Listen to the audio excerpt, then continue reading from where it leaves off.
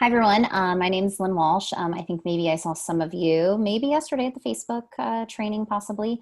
But I work with the Trusting News Project. So we've been working with Election SOS since, I guess, late spring, early summer to do a series of month-long trainings with newsrooms, and then also now are working with these other, help to get these other resources off the ground, which includes this fellowship program, which you guys are all participating in. I'm based in San Diego, California. My background is as an investigative journalist, primarily in television. I'm originally from Ohio, where I went to school at Ohio University, and I've worked in Ohio, Texas, Florida, and California.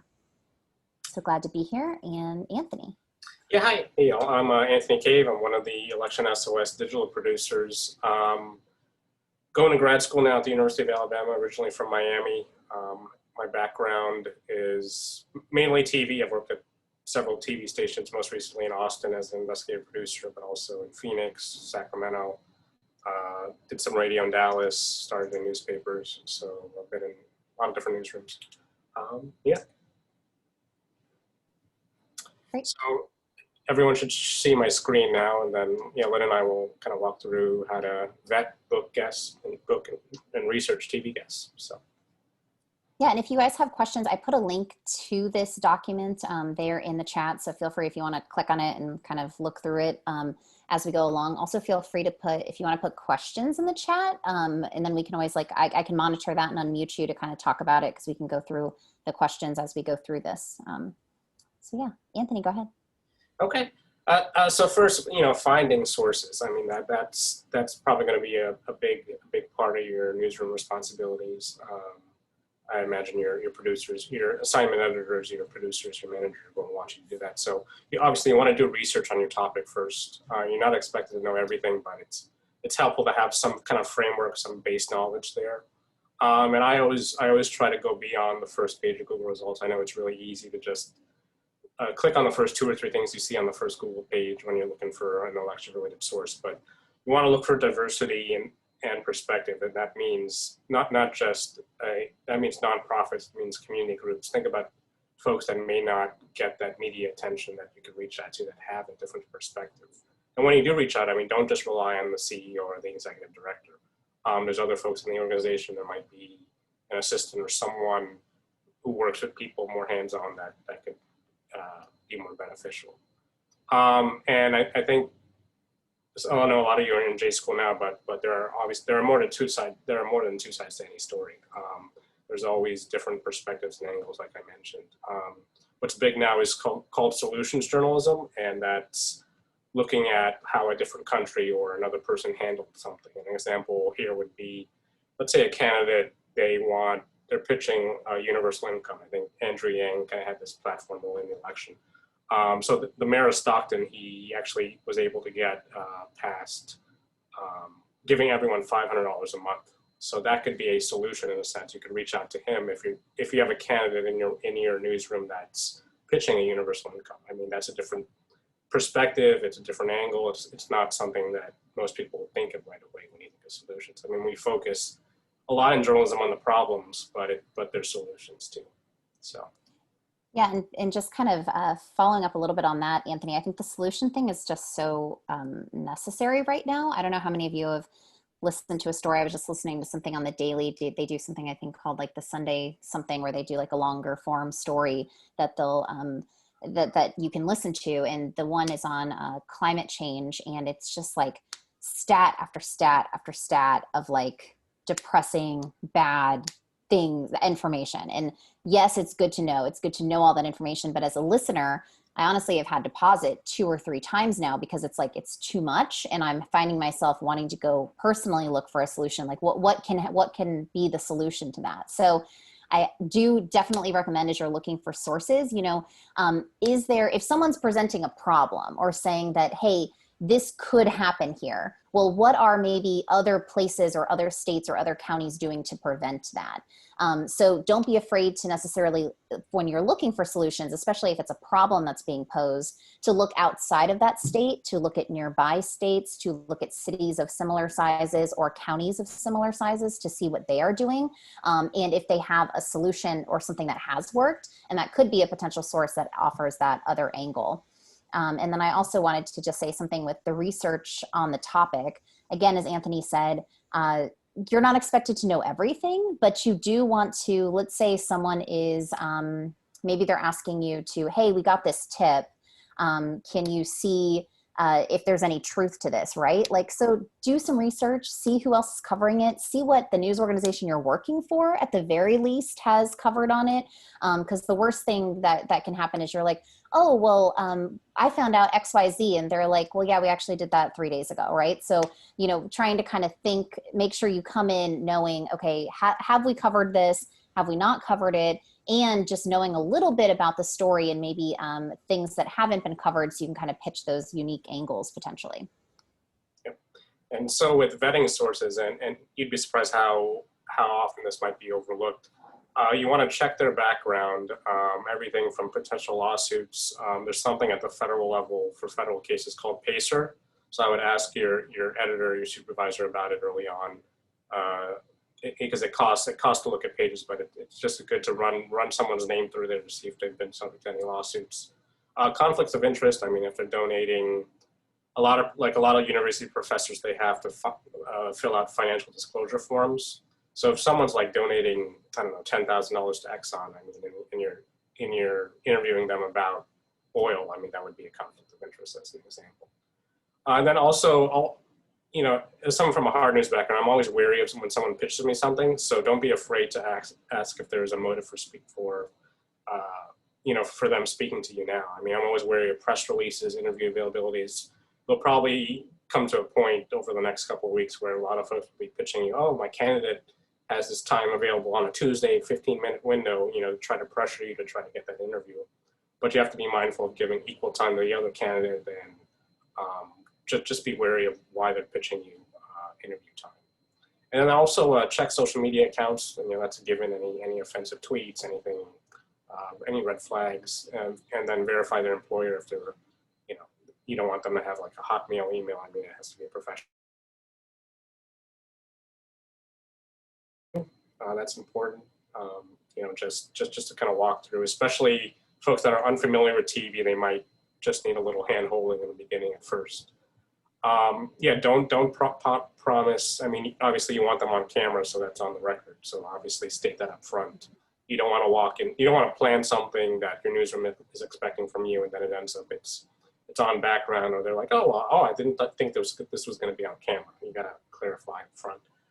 Be courteous, be professional, which is a given, and yeah, almost identify yourself as a journalist. I mean, you don't want to be, don't want to do gotcha journalism. You want to identify yourself up front. A point here with vetting sources. So an example you all have probably seen, but it's important. So with QAnon, they had a hashtag on Twitter called Save Our Children, and there were these protests popping up across the country with the Save Our Children hashtag.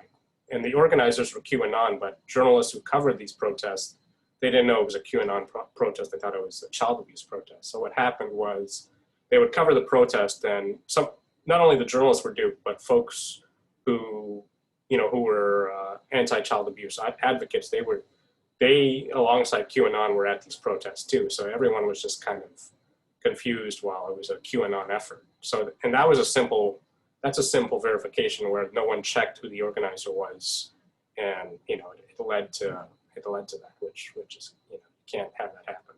You've got to make those checks along the way. So. Yeah, and especially as you guys are potentially looking at social media and seeing what people are posting, it's just always a good idea to see, okay, who is this person that's posting this connected to? If they are posting an allegation of voter fraud potentially, or they're saying something about I wasn't able to vote, you know, again, it's not that we don't want to believe them. We want to be paying attention to it, but just do a quick search, see if they're connected to an organization. There could be a reason why they might be maybe pushing a narrative and or maybe exaggerating a narrative potentially. Again, not that we do not want to trust people, but it's just doing that due diligence of, seeing who they are, seeing if they're connected to an organization or if they've made accusations like this a lot in the past. Again, doesn't mean that it's not true, but I think it's just good to know so that when you do pass the information along to the news organization, you could say, hey, also, just so you know, they're connected to Group A and Group A has done this. And I think it's just good as we consider this whole story. And you may not be making the decisions at the end of the day, probably not about, maybe whether interviews go through or they get part of the story, but just providing all that information to the newsroom is going to be so helpful because it's going to take that work off of them. And then they can really trust that, okay, this is thorough. We know who this person is. And we have a better sense of maybe why they are coming forward, why they're saying, what they are saying. The other thing with talking about, just the pre-interview, that has saved me so much in broadcasts specifically. Again, a lot of these reporters, maybe you will be conducting the interview and we're going to talk a little bit about that today, but maybe it's really you're handing the information off to a reporter at the station that might be going and conducting the interview, right? So if you have a chance to get the person on the phone and just be really specific about what's expected, that can really be helpful. I know I've shown up early on in my career one time, and I guess I said I was with a TV station, but I guess I didn't specify that it was going to be on TV. And the woman said, oh my gosh, no, I'm not ready. I need to shower and do my makeup. And we ended up waiting for like an hour, which put us so far behind for everything. And again, that's on me. Like I made the assumption that, hey, saying I'm with, whatever station and saying the call letters, that was assumed that, okay, I'm going to be showing up with a camera. But that didn't actually come through. So I made that assumption and it just put me really far behind. So anything you can do to state that it's going to be on camera if it is, what the situation is going to be. And then the pre-interview also really allows you to kind of tell the reporter, hey, they had when I was talking to them, they said really great things when I asked them about X. I would definitely ask about that again. And then the reporter can come in and kind of, when they're on a tight schedule, potentially just do the interview a lot more quickly and efficiently. Yeah. And so now booking sources. So obviously be mindful, communicate your deadline. A trick I do is maybe, let's say you have something that's going to run in the 10 o'clock show, but just say your deadline is 5 so you get it earlier. I mean, because you don't want to wait until the last minute. I mean, I always like to have a cushion with deadlines just in case something doesn't work out. There's technical issues, especially these days with Zoom. You never know, they might need to call back an hour later or whatever. So just be mindful of that. And I know I sound anti-PR when I say this, but don't submit a list of questions to a public relations PR person beforehand. I mean, it happens all the time. Give them topics instead, or maybe just one question, but don't let them control the narrative or the interview. I mean, you're the reporter, you're the interviewer. Just be really upfront about that. Like Lynn said, make sure they know the format. It's a TV interview. It's on the record. If it's a video interview, you want to prep them for location, whether it's Zoom, whether you're outside, whether it's in studio. Just make sure they know what to expect. And if it is Zoom, obviously make sure their audio is correct, their lighting is correct. Talk to them about, different background angles. Like in radio, a trick is, for example, in radio, the trick is to have them like turn off their AC so you don't hear them buzzing in the background. So just be mindful of those little sounds when it comes up. Yeah, ask for any, B-roll is very important in TV, so ask for any video photos that they may have. Anything, even if it's shot on a cell phone, you can put wings on it, lower thirds on the screen. You or if you have someone editing your content. Send them a calendar invite with, date, time, location details. Always, when you start the interview, ask kind of say and pronounce and spell their name. That's important. Share with them how their interview will be used. I mean, you could shoot them a link to the online story afterwards with a video, or if they're on Twitter, maybe mention them on Twitter too. And so get follow-up information. A cell phone number is always best. If you're crunching away on the web story or on deadline and you had a follow-up question, maybe they said, you could text me if you have any follow-up questions. And that's a quick way to verify a fact or something that you may need to verify. And probably the number one, the last thing I always do when I end an interview is always ask if they've if they have anyone else that they recommend for this topic, because then you'll get 2 to 3 people, usually at least one person and their contact info, or you could use that person as a reference to connect with someone else. So you already have an in, a foot in the door for that next source, and then ask if they have contact information for that person. So that's important. With the communicate your deadline, something important to think about is you may be thinking, oh, okay, the news goes on at 5. Okay, so the deadline, oh, if we have it by like 4 o'clock, that should be fine. But do like ask the newsroom like what their cutoff is, because for some newsrooms it's like, no, we want everything here and we want it here by 3:30, right? So that means, okay, how long potentially if you or the reporter is driving there, how long is that going to take? You know, do they have the ability to kind of send stuff back in the field? I mean, kind of all of those things. What's the recording aspect like? So just if you are going to be kind of responsible for booking these times and setting them up, kind of ask, okay, what is the absolute last time I should ever set an interview up for, if it's for the day of for a story that we want to make the cut for the shows, because that is important, because it kind of depends on what the situation is, how it's being shot, and what kind of capabilities they have from their tech standpoint. How to send video, all of that. Yeah, and obviously, yeah, so lean on election SOS, that's a given. We have our expert network list will be live pretty soon, so pick Patty's brain about that. Patty McMahon, she handles our election SOS expert network. So she's calling sources right now, adding folks to the list, so that's important to reach out to her. And chances are, if we've worked or been in contact with the election-related organization you're seeking, so ask for help. I mean, that's a given. You know, we're in contact with these folks across all different, you know, groups, nonprofits, every day. And then, so Carrie with Election SOS, she also has a story pitch database. So if you're thinking about a story or you're not sure, you need a little guidance, you're not sure where to turn, that database, which is live on the Election SOS website now, that's helpful for a guide to see what other newsrooms are doing and how you could mimic that or localize that for your newsroom. Do you guys have any questions about anything or anything that you might be expected to do when it comes to vetting?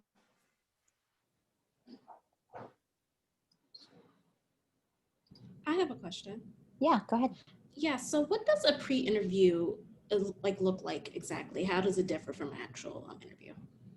So it's actually like very similar. So when I've done them normally, like, so working in television, the interview itself is going to be like in person, or, you know, where you go meet them wherever they are, or they come to the studio. So for a pre-interview, generally I would do that over the phone.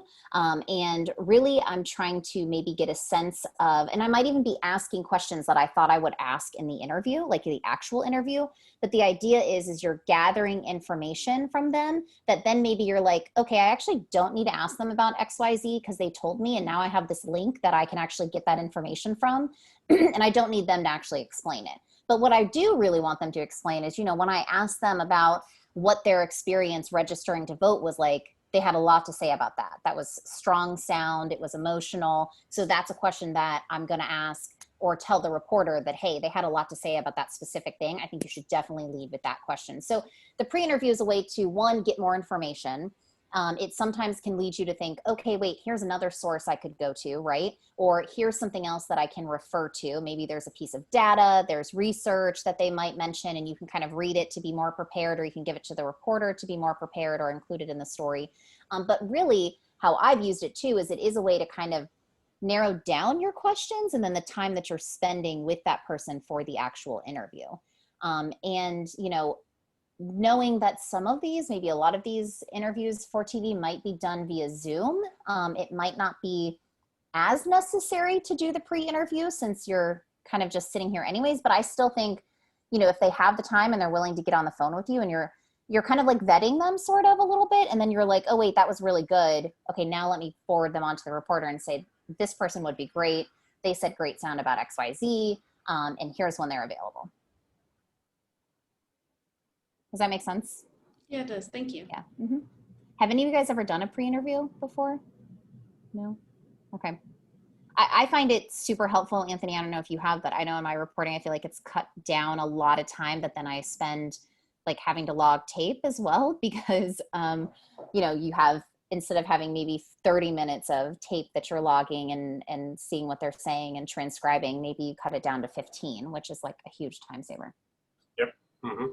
Yeah, especially if you're on a date turn, you want that quick bite that you're going to use for the loci and video as soon as possible. Yep. I had a quick question, if I can like interject real quick. Mm-hmm. Any tips on getting people who aren't necessarily used to being on camera or responding to interview questions a little more comfortable? Because I noticed, at least in my experience, usually people are right, but sometimes people struggle with like either rephrasing the question in the answer they're giving or just appearing like comfortable enough to give concise answers. So do you think it's helpful to like get them comfortable during the pre-interview ahead of time on the phone, or like do you have any tips for like in person? Yeah, so I think the pre-interview can definitely help get people more comfortable, especially because they're talking to you. They're kind of like talking it out, right? So then it's like the second time that they're potentially talking about it when you actually do interview them. So that's another kind of plus to doing the pre-interview. I always try to do a little like small talk before the interview. Like if I see something, maybe you're in their Zoom and like I see something in their background that's, I don't know, maybe it's a book or it's a, something that says where they went to school or who knows, right? And or a painting, and you can kind of ask them about it, while you're kind of getting settled. The other thing that I always say is, hey, if you mess up, feel free to start over. Like, and if at any time you're kind of talking and you're like, whoa, no, I want to say that a different way, just start over and say, hey, I'm going to pause for a second. I want to say that another way. And that's totally fine. That's what I always tell them too, to kind of get people to be comfortable. And then I don't know how many of you will be doing things like in person, and since things are so socially distanced, but also, that you want them to look at you, not the camera. That's always something to remember with broadcast. And I think that helps. Sometimes it's really hard. I know I've interviewed people where their head like keeps going over here to the camera and you're like, no, here. And so sometimes, I've done something silly where I've been like, okay, we're going to stop. And I'm like, so you have to look right here. Look at me. And then it's like kind of, a laughing moment, and then we kind of regroup. I always think that works too. Anything to make them kind of feel comfortable and relate to maybe them or you or what's going on. Anthony, do you have anything else? Yeah, I guess maybe you won't run into this so much if it's not in person, but just you might want to use instead of a stick mic, maybe it's just a wireless mic. Maybe it's not something that's not so in your face, because that tends to make folks nervous when you have, like if I'm with a photographer or I'm MMJing on my own, I'll try to set that camera off to the side early on, and then really set up that sort of casual interview process so they're not intimidated by the camera or the stick mic. So that's why I always try to use a wireless mic too, as opposed to the stick one. So just those little things help, because if they see, because a lot of people get camera shy when they see that camera first, first thing when they see is the camera. So you want to try to alleviate that as much as possible.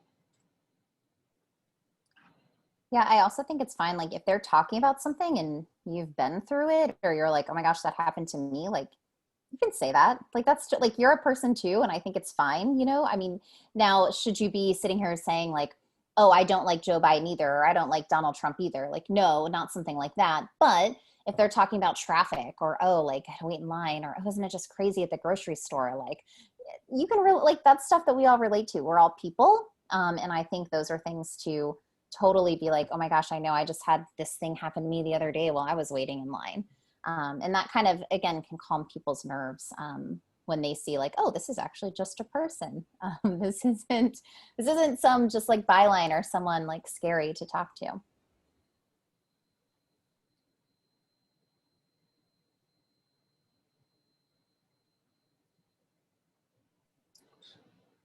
Anyone else have any other questions?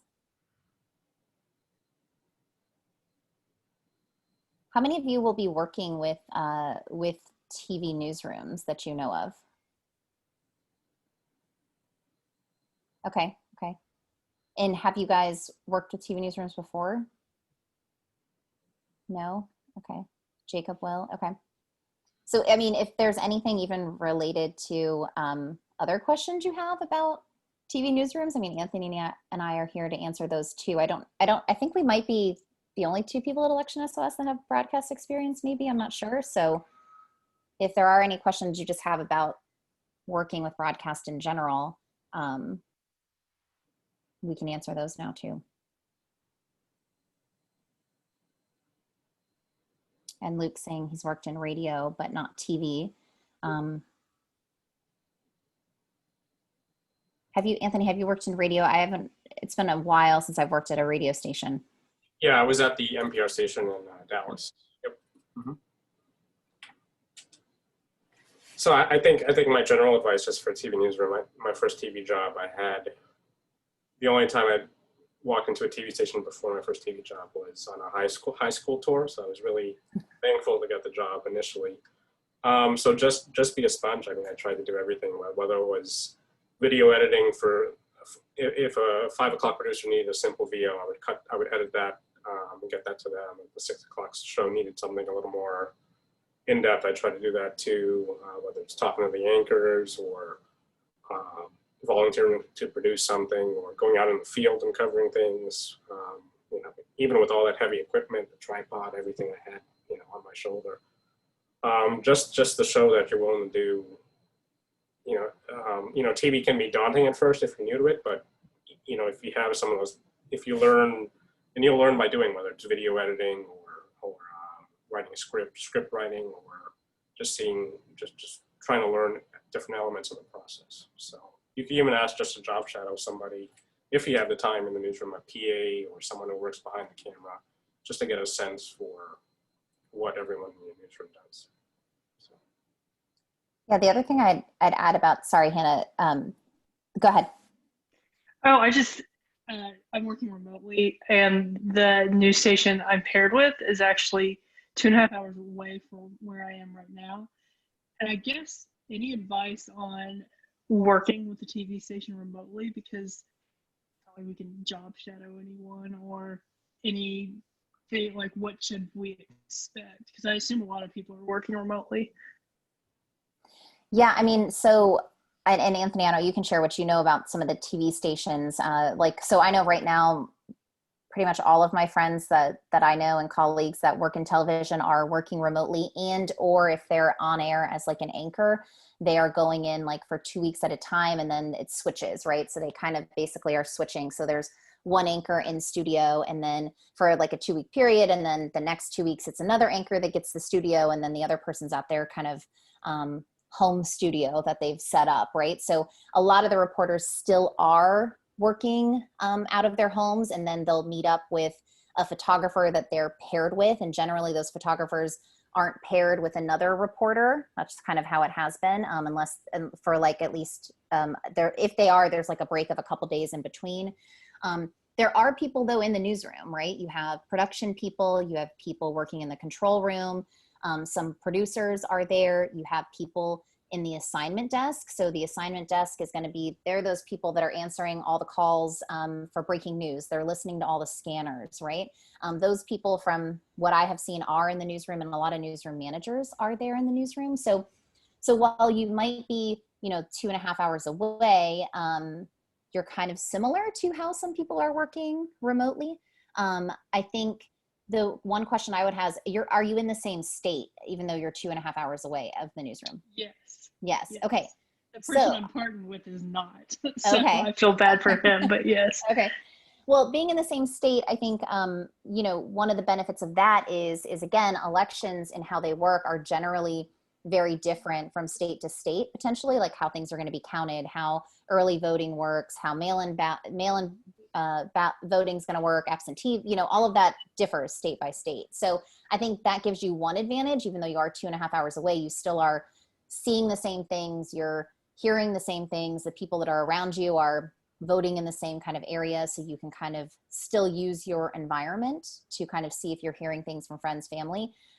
One thing I was going to say before your question too is TV stations love photos and video. Like they need photos and video, right? It's a visual medium. So even though you might be 2.5 hours away, that doesn't mean that, hey, if you're walking, like I know I went to my YMCA today to ride a spin bike outside, and they had mail-in ballot drop off. So if I'm doing that, that's a picture I can take. Someone actually happened to be dropping it off at that moment. Well, guess what? With your cell phone, you can take great video for that, and you can send that into them, right? Remember, if you are taking video for TV, make sure you do it so that it is horizontal. Again, what I always do with every photo I take, I do a vertical and I do a horizontal. So just in case if it could be used for an Instagram story, that's potential for that. Then I also have the horizontal. Same with video. I'll do the good video first horizontal, but then I'll always kind of take a clip of 15, 20 seconds, potentially with vertical. So those are things that you could do, right? And again, you want to make sure you're being safe, socially distancing. But if you happen to live by or walk by or know there's a polling location close by, that could actually be a huge asset because they might not be, they probably don't have anyone else that they're sending maybe 2.5 hours away, right? So you can kind of show them what's happening in that area. Yeah, and I encourage you to also just pitch stories, even though if you see something that you can confirm on your own on Twitter and then pitch it for the 5 o'clock show, you could write the push alert, you could connect with a social media person. All those people they're likely on Slack or email, or, they'll appreciate that content. Yeah, I mean, those little things will build trust, and you're still a part of the newsroom, even though you're 2.5 hours away if you're active in some of those channels. So. Yeah, I mean, other things you can do, you can make phone calls. That's something. So I think the thing that Anthony said about making yourself be available and willing to kind of do anything, it's, hey, if there's a reporter, maybe they pair you with, or the assignment desk, who knows, and you just say, what do you need done? And maybe they're like, well, I'm trying to figure out if what this person's saying is true. Can you make some calls? Yes. You know what? I can make those calls.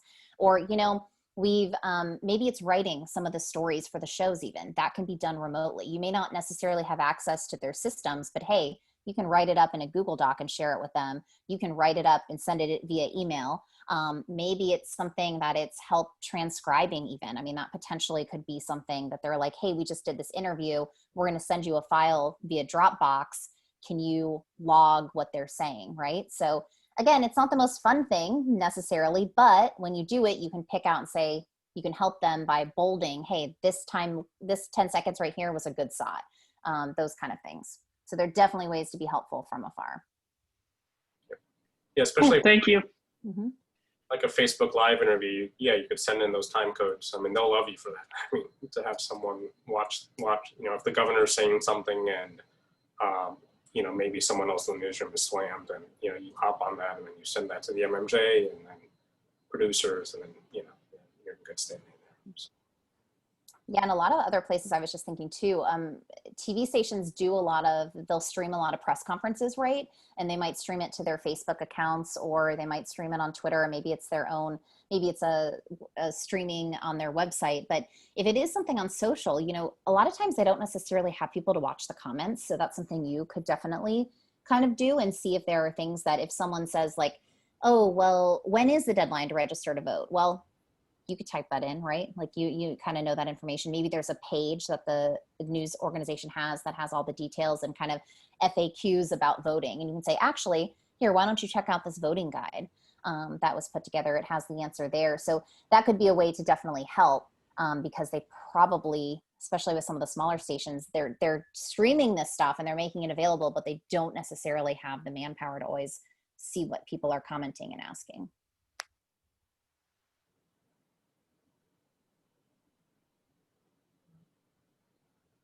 Anyone else have any other questions?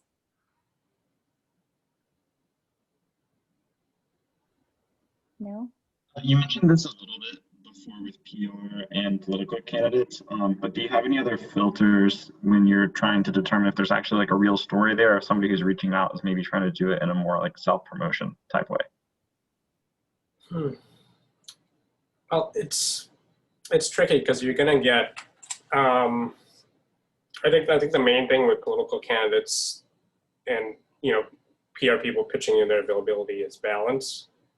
You don't want to have a 5-minute segment in an A block on one candidate and not have the other side. So that's important. So if you're going to, I remember I booked an interview when I worked in Phoenix in 2016 with Pence, but I made sure, okay, I got to try to get Kane too. I can't just be Pence. I mean, so just be mindful of that. Yeah, and then also, that's where that base knowledge helps, because if you see that they've been quoted a ton of times and they've already had, there may not be it may just be another, not an interview that's not needed, but they may have been too over publicized to the point where the interview doesn't add any value. And that's where having a based knowledge helps. If you look at the clips from your station or some of the other outlets in the market. So it's, yeah, you got to use your judgment there, and hopefully your editor or producer will kind of give you some feedback there too. But yeah, it's just something we're taught to be skeptical as journalists, so I'm always mindful of that. Yeah, and I think with the PR stuff, I'm glad that Anthony mentioned that, because I think you'll see a lot of it around like ballot issues, maybe not necessarily candidates, right? So I know here in California, I'm not from California, I'm from Ohio, but I feel like in California, we always have so many ballot issues. It's like insane.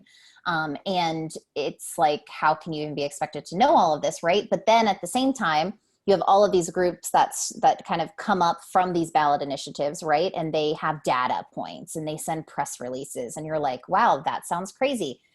And it might be true, but it's like not the full story, right? So look at who, like if someone is sending you a press release, one, especially around issues, like look who it's coming from, and then go to their website, see who's sponsoring it. Is it paid for by potentially people who are endorsing or against the initiative?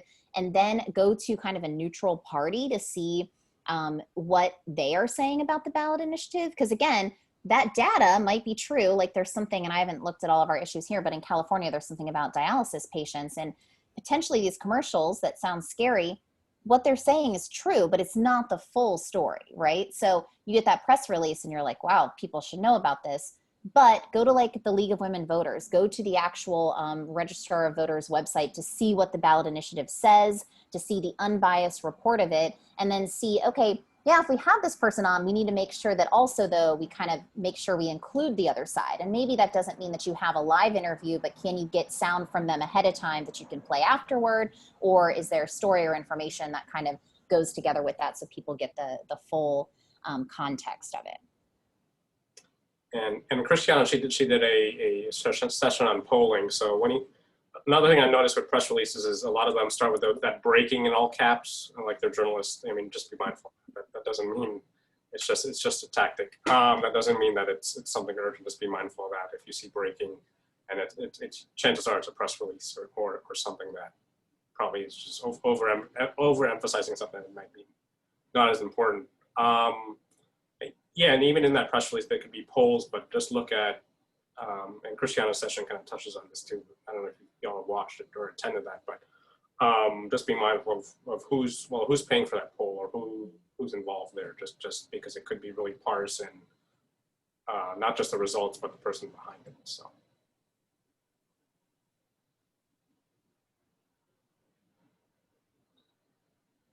The other last thing I just would say, I know in television newsrooms, I know my experience has been that a lot of the people, making decisions tend not to be that diverse, and they tend to be older. So don't undervalue what you can bring to the table as far as perspective. So like if there are newsroom meetings and you're able to participate and they're talking about a certain topic and it seems that they're saying something and you're like, well, when I talk to my friends, it's not what they're thinking. Like, don't be afraid to speak up, because I think, specifically I feel, and I don't know, Anthony, if you felt this way, but I do feel like younger voices sometimes are not, how younger people feel is not sometimes reflected and or kind of given as much value in TV newsrooms and in decisions. So don't be afraid to speak up and say, I was just talking to a group of friends, or there's this thread on Reddit that I was reading and seems like not everyone feels that way. So maybe we should also be thinking about XYZ.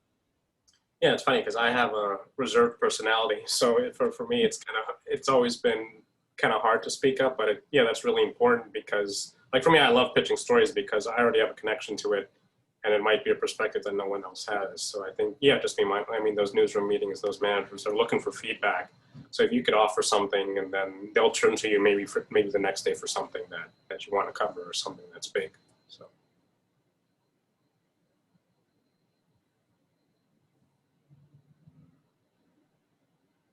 Well, I hope you guys are excited to do this work. It's really important. We're glad you guys are here. I know we'll both be in the Slack space, so if anything comes up or if you have a question or if you're just like hey, is this normal in broadcast? I'm not sure, or I don't know. How should I handle this? Feel free to reach out to both of us as questions come up. Yeah, TV, you know, there's a lot, like any newsroom, there's a lot of strong personalities, so don't get scared off by that. I remember working with a first anchor, and he was a really strong personality, which is fine. I mean, that's TV. Some on-air people are like that, so just be mindful of that. But you know, just be confident in your abilities and speak up, and you should be okay. So. Yeah, I'm glad you said that, Anthony, actually, because I think it's also a very fast moving space. And not that newspaper or, you know, everything's digital now, but there's something about the TV newsroom pace. And sometimes people can be maybe not as nice as they say something, or it's kind of just, you know, especially around deadline time too. So just keep that in mind. And obviously, you know, no one should be treating you improperly or rudely, but if you are asking a question and it's 3:45 and there's a show going on at 4, you know, and they seem a little short with you, or they're like, I can't talk to you right now. Know that that's, well, okay, they have 15 minutes till showtime, right? So also keep that in mind too, with just conversations. If you're working with a reporter, you know that they go live at 4, they go live at 5. Maybe if it's not an urgent question or something urgent, maybe it waits till after the shift, or, you know, you just kind of say, hey, send it to them like after they go live, because there's no reason to bother them with it as they are about to go live. If it's something about tomorrow, maybe, you know, schedule it to send at 6 or something like that. So be wary of those deadlines as they come in for TV. Yeah, that top and bottom of the hour is key. Yeah, I mean, you're a producer that might be nice to you earlier in the day at 3:45 or 4:45. I mean, they're swagging. So yeah, that's important. So just be mindful. But if you do know something that's urgent, like if you found something that's incorrect, or that something you had given them earlier is no longer true, like definitely interrupt, okay, and make sure they know like this is urgent. But if it's not something like that, just know, okay, maybe this can wait. I'll wait till like 5 o'clock. And again, you can schedule it to send and kind of be around to answer, but not to kind of maybe bother them right at that window, or be asking them, hey, what can I do, right? They're like, well, I have 100 things for you to do, but it's too late. Yeah, especially if it's like, for me personally, I love getting scoops. I mean, it's nice to be first, and that's nice to win on a story. So if you can confirm something that another outlet has, yeah, you definitely want to get that up. Like I mentioned, whether it's on TV, push alert, you know, Facebook post, anything like that. So. And something else I just thought of that newsrooms may need help doing, I know specifically with TV, they tend to have someone that like watches the competition and or pays attention to what other people are doing. So that could be something too that, you know, if that could be something you offer, if you don't know if someone else is doing that you could say, hey, well, I can pay attention to what the other stations are doing, assuming you can get their live stream and you have access to their channel. But, you know, just kind of watching what their top stories are in that A block. So the A block is going to be all of the stories before that first commercial break, right? And so just kind of saying, okay, these are the stories they had, and, you know, emailing it to the newsroom. I mean, that could be an easy task that potentially you take off the plate of someone else that could be busy kind of tracking something down.